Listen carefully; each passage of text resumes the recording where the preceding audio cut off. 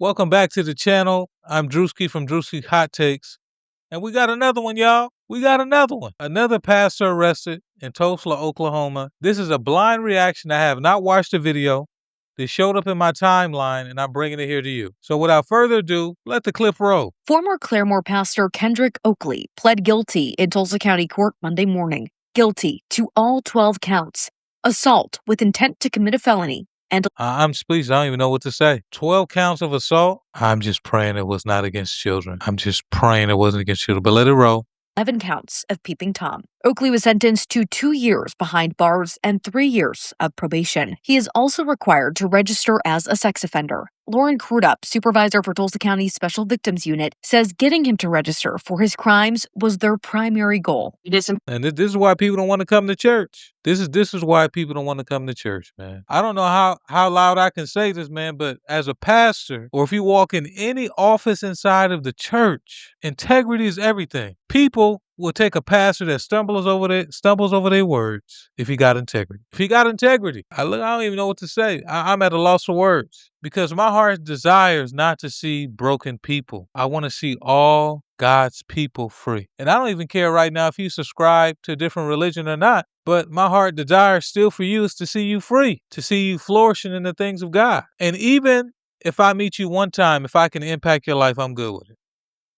Important for us to know who our community leaders are, who's on school boards, who's in churches, and various other things. The point of the Sex Offender Registration Act is to notify and to let people know who are perpetrators in the community, and he did just that with this plea.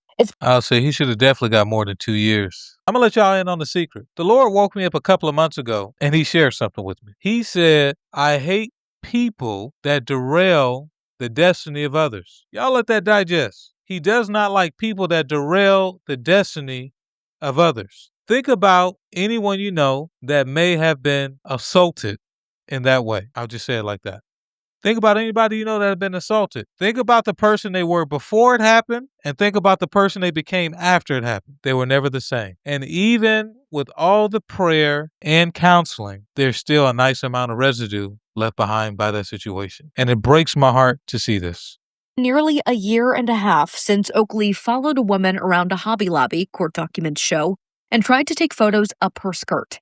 Count 1, which was initially sexual battery, was amended to assault with intent to commit a felony. Crudup says initially the case was filed as a misdemeanor, which would not have been a felony conviction, would not have meant prison time, and would not have meant sex offender registration. By changing and going through his phone and doing very other aspects of this.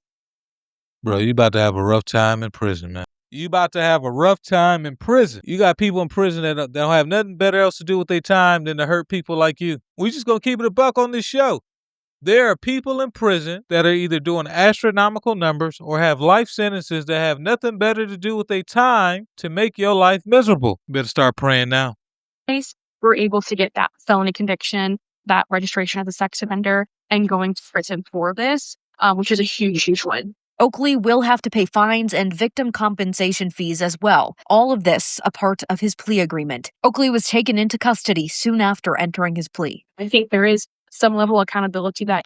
Yeah, we got to do a better job of protecting the women and children. We got to do a better job of protecting the women and children out here. God has called the men to be watchmen. Watch out for God's women. Watch out for God's children. Because when things like this happen, it derails their life. It derails their destiny. And I'm telling you, man, it's a hard thing to watch when you know when God has purpose for somebody's life and is derailed in a negative way.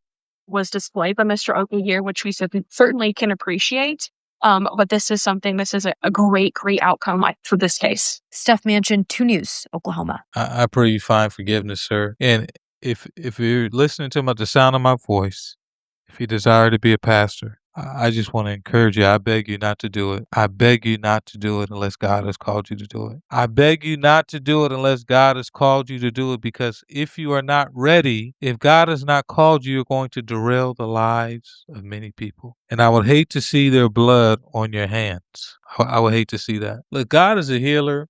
He's a provider. He's a restorer. He is not the author of heartbreak. It's not really much more I can say, man. It just breaks my heart to see this. Breaks my heart. Prayers to the women, to the families affected by this. If you made it to the end of this video, hit the like button, drop a comment, subscribe, turn on your notifications. so you do not miss any upcoming videos. I'm out.